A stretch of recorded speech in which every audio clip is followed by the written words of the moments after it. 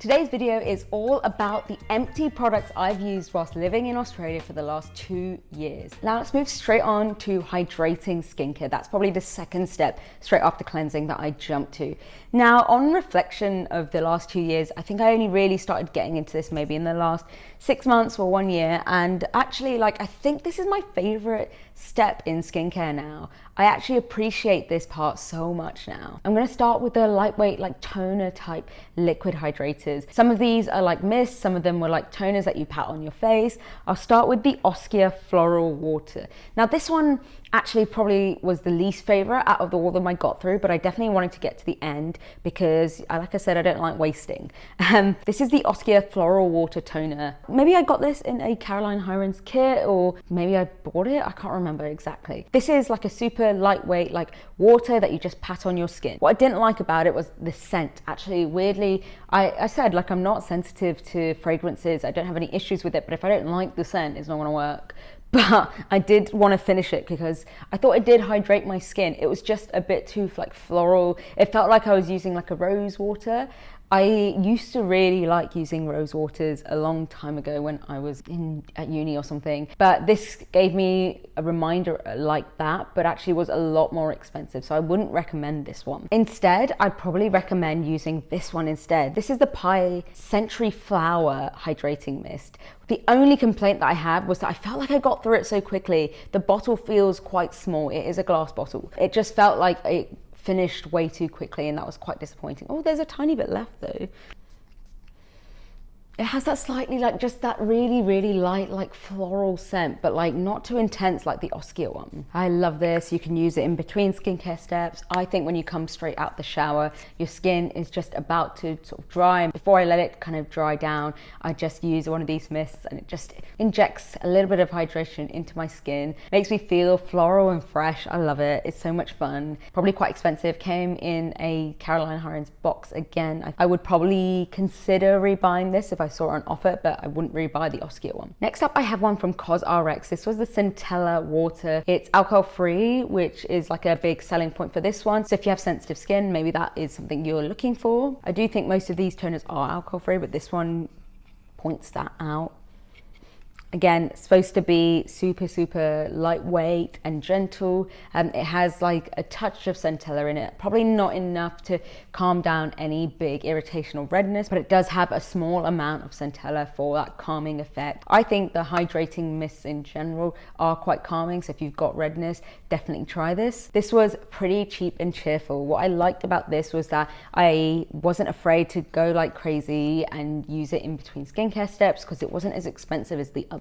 It definitely was very lightweight and did feel the most watery. I don't think that's necessarily a problem. It meant that I wasn't too stingy about it, but it wasn't the most concentrated mist like some of these others. I think this has that slightly different function in your skincare routine. So if you're looking for something just super lightweight, just to add between your skincare steps, it probably won't make the biggest difference for your skin. It's definitely a cheaper entry level mist if that's what you're for. The next one I have is this Fresh Beauty Facial Kombucha Essence. Now this is probably the one that started off this little obsession for me. I used this a really long time ago. I think I'd actually bought this in England and brought it to Australia ages ago. It is, again, really nice for that patting onto your skin before you do any other skincare steps. This one is probably the most thick out of all the ones I've shown you. It does have a slightly tacky kind of feel to it. This one makes you feel like you're adding a serum to your skin. The others kind of melt into your skin a bit quicker. This leaves that tiny bit of film over your skin. You might hate that, you might like it. I didn't mind it. I wasn't opposed to it. Probably wouldn't buy it again. It almost smelled a little bit sweet. It's probably the best way to describe it. It was also quite expensive. I probably wouldn't jump to buy this again. I did like it. The next one is this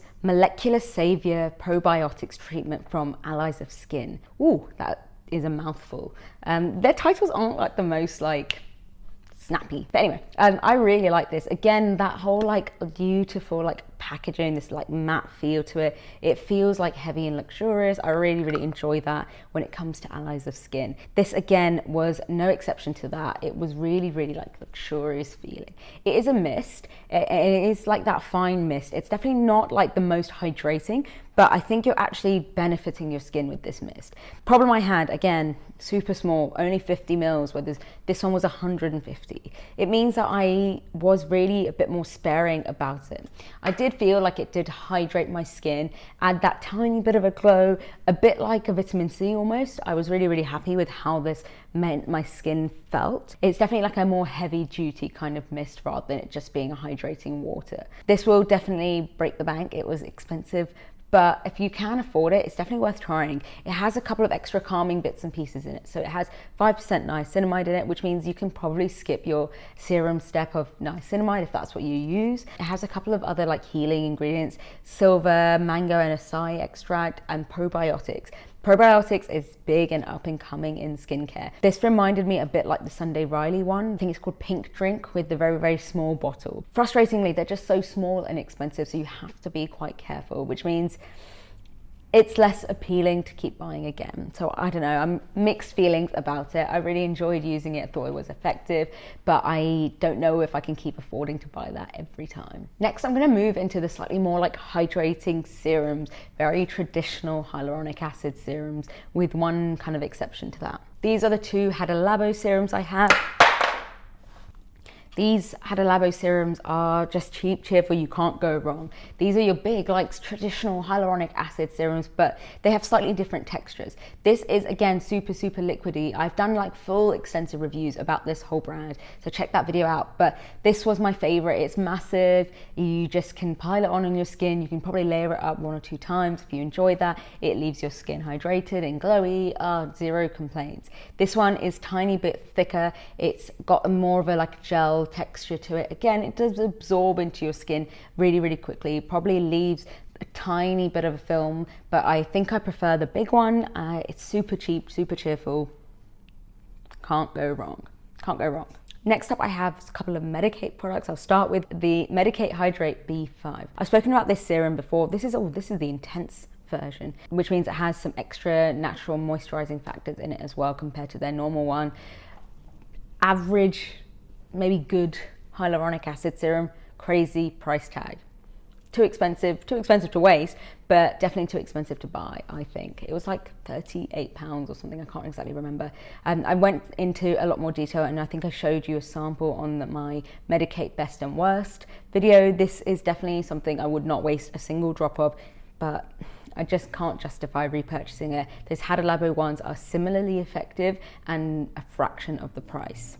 This one is probably more interesting, better than that Hydrate one. So this is the liquid peptides. It's got 30% peptide complex in it. I would ignore that percentage because it doesn't really mean much in the context of peptides, when peptides can be made of lots of different molecules and the percentage doesn't really necessarily cause it to be more effective, so ignore the percentage, but it does have peptides in it, in this very like nice hyaluronic acid based serum. So it does add kind of that hydrating factor, but also gives you that little bit extra with those peptides. Now, peptides are used for loads of different things, but mostly for these anti-aging kind of benefits, for good skin healing. I definitely enjoy a peptide serum, so I think this will be way more worthwhile than the Hydrate one. They both kind of have that similar, like very traditional serum texture. They're a bit like those kind of like ordinary serums where they're like a bit gel with the pipette vibes, but so much more luxurious than the ordinary ones. These leave your skin not feeling too like tight or tacky like some other serums do, so I did like them, but this was definitely a winner compared to this, and this was far too expensive. Last up is the one I've spoken about on this channel so many times. I think lots of you follow me from that video that has an amazing 23,000 views, which is amazing. This is the Advanced Snail Mucin Essence from COSrx. I really have enjoyed this. I think I have purchased more than one of these and gotten through it. This is just the only one standing, the only one remaining, but it has that stringy, like kind of sticky texture to it, which then just absorbs down and leaves your skin feeling very, very hydrated. It helps with your skin healing. It helps with inflammation. I have like zero complaints about this. Reasonably cheap and cheerful. I would keep buying this again and again. That's it for the hydrators section of this video. I really enjoyed using hydrators this year. I changed the focus of my skin from like stopping attacking it again and again and again to actually letting it heal and hydrate, and actually these all played a part in that. I really enjoyed them. I think my favorites were definitely the Snail Mucin and probably the Hada Labo, as well as the Allies of Skin. These are all excellent sort of hydrating mists or serums. I think the next video is going to be about acids, going to be about niacinamide serums and retinoids. So don't miss that video, hit subscribe so you can watch the whole series.